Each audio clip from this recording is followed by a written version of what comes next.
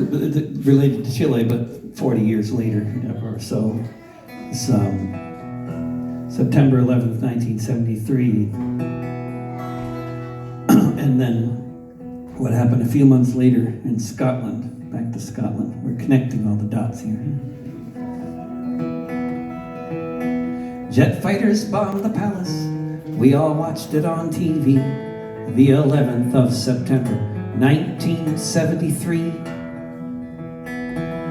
All across the world, people cried in vain as we heard stories of the students being tortured and slain. Stories of the workers, shop stewards, and the rest being slaughtered at the new dictator's behest. Labor groups condemned it, said we were on the workers' side, including all the engineers of East Kilbride. People organized the boycott of General Pinochet, who had overthrown Allende with a Hawker-Hunter jet. Then a few months later, March of '74, Bob Fulton came to work at the Rolls-Royce factory floor.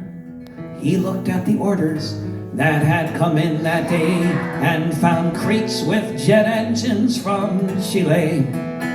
Jet engines from the Air Force across the ocean wide, sent to be repaired in East Kilbride. It didn't take a minute for Fulton and his mates to come to the decision they would not touch these crates. Soon 4,000 Rolls-Royce workers voted they agreed to stand with the Chileans in their hour of need. Management decried them, the Tories screamed and cussed, but the Hawker-Hunter engines were left to sit and rust. Nowhere else on earth were workers qualified to repair the engines sitting there in East Kilbride. It's often hard to know if you've changed anything a whit, but decades later a Chilean general would admit, for a time in Santiago there were no fighters in the sky, because the whole Chilean Air Force had not one jet that could fly.